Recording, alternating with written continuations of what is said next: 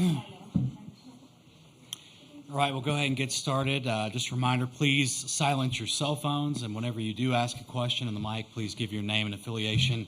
We will have, we're joined by Florida State head coach Lonni Alameda, then athletes Kaley, Mudge, Michaela, Edenfield, and Kathryn Sandercock. Lonni will give a statement, and we'll go to questions just for the players. We'll dismiss the players, then go to questions just for Lonni. Lonni, do you have a statement? Yeah, really proud. This is unknown territory for us. We broke the curse of losing the first game, so that's pretty exciting for us. Gritty Oklahoma State team. Kat did a great job. Defense did a great job. Big swing by Michaela to get the mojo going for us. I think probably most proud, though, is the rain delay and our ability to stay in it, our ability to know what we need. So when we get back out there, getting after Becker after a rain delay for Kat is a big one. She's a great hitter. So that was really a huge mark for us. So really proud of the squad. Questions for players? Go to Dean right here in third row. Dean Rowe with the Tulsa World. Kathryn, you were able to shut down OSU's lineup. Obviously, no runs allowed, only 4 hits. What were you able to do that was so successful against them tonight?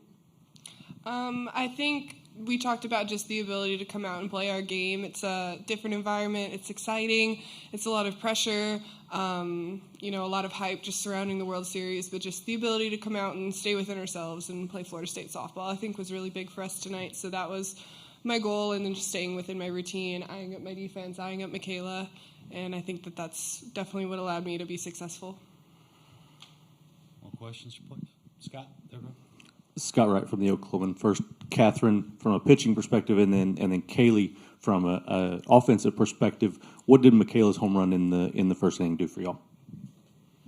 I was just so excited to be able to put up a 2-spot that early in the game is amazing. It definitely kind of relaxes you a little bit out there on the mound. You know that you have a little wiggle room to make some mistakes. So it was just awesome, but it got the momentum on our side, and then we just kept it on our side for the rest of the game. So it was a huge team at bat for us, and so yeah, super proud of Michaela.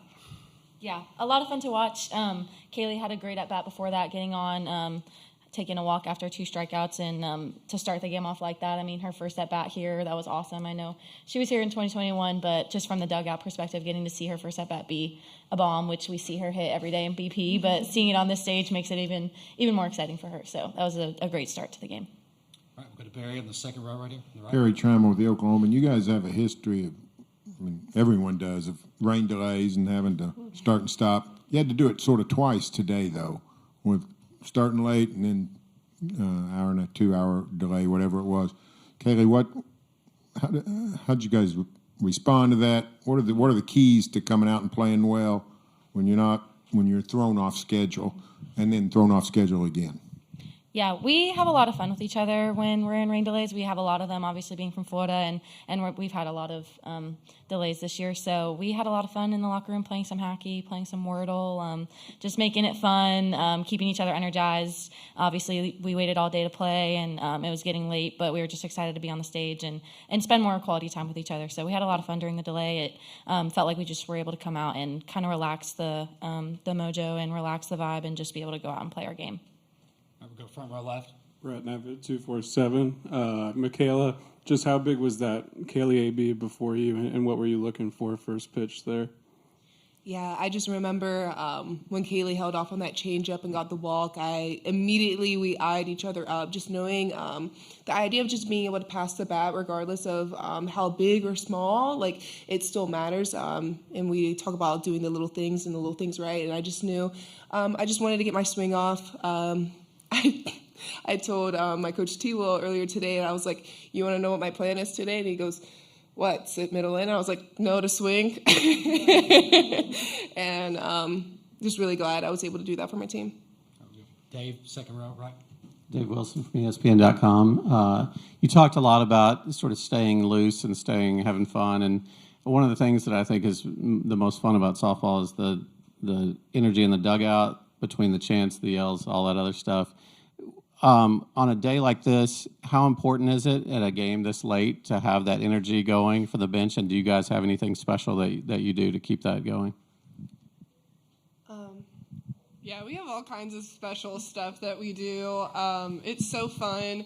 And I think that's just kind of just the beauty of softball is that it's such a long season and we play so many games, so a lot of our cheers and kind of like dugout things just develop throughout season, and they all come from something that really funny that happened during a series, or a lot of them are just passed down from team to team. But we definitely have a whole lot of things that we do in the dugout that just keep us engaged in the game, but it's just a lot of fun. We just have a lot of fun with each other. Yeah, for sure. And I wanted to add on about our mental performance coach, Ellie Cooper, said quite a few different statements. And I think just having like a whole hashtag good moment. I remember when we first got the first delay and we had to get off the field, I was just like, yes, yes, yes, because I think the best way to react to something is positive, because we can only control our reaction to things. And I mean, clearly, like the weather's out of our control, so. Okay, we'll go front row left. Last question for players. For Kat, just how big was that play by Johnny? I think that was right after the rain delay, just to get you guys out of the inning there. How big was that for you? That was awesome. Yeah, Janai made a great play, coming over to get the ball after I think she kind of beat the shift a little bit, so coming and getting that ball, firing it to Dev putting it on a great tag. I mean, that was awesome. I was hype. I think I was like screaming out there, but I was super excited. But yeah, Janai, Dev, just the entire defense did such a great job today.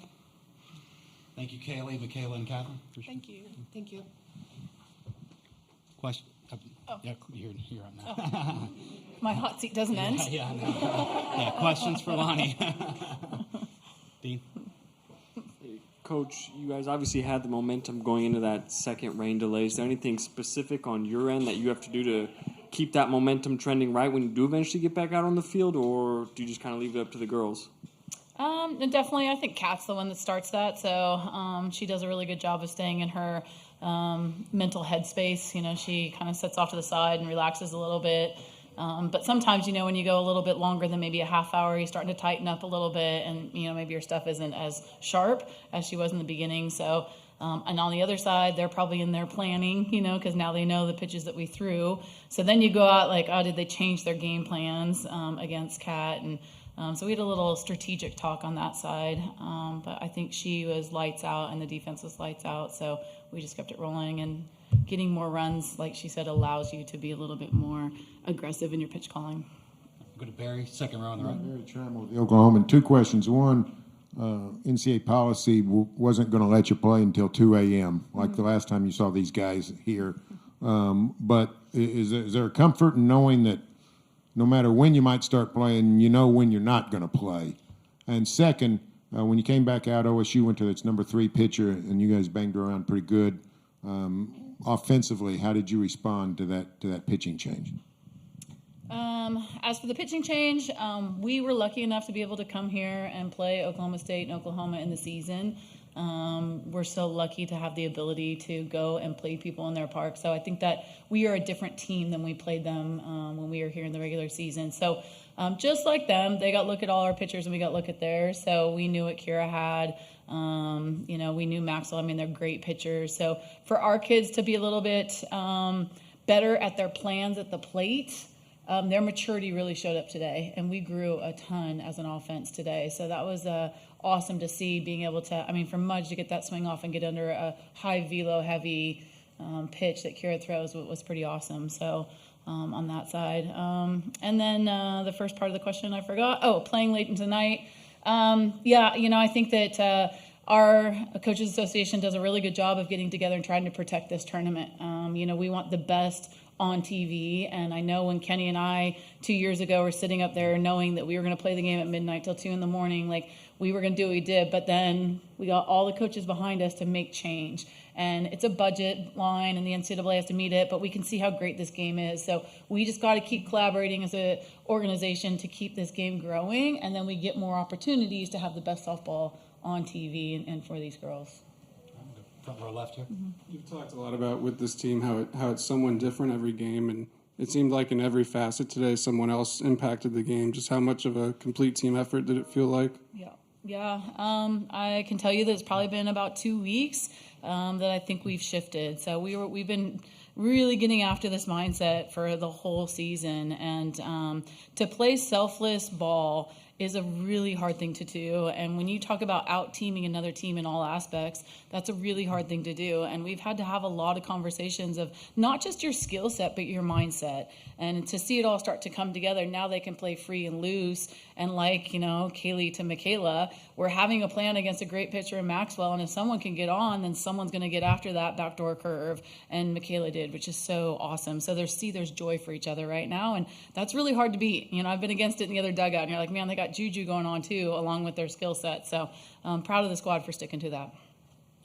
There were a couple times, I think Michaela backed up a couple of throws at first that got by. That there was a time that Kat was backing up there. Just for them to be on this big stage and still doing little things that, like, how big is that for you to see? Yeah, that's successful softball at this stage of the game. Like, you have to do the little things, and if you give teams like this inches, they're going to take advantage of it, and big innings start to get away from you. And so we harp on the fundamentals all the time, and it becomes second nature, and it's just what you fall back on. And it's really pretty to see. As a coach, it's really neat to see.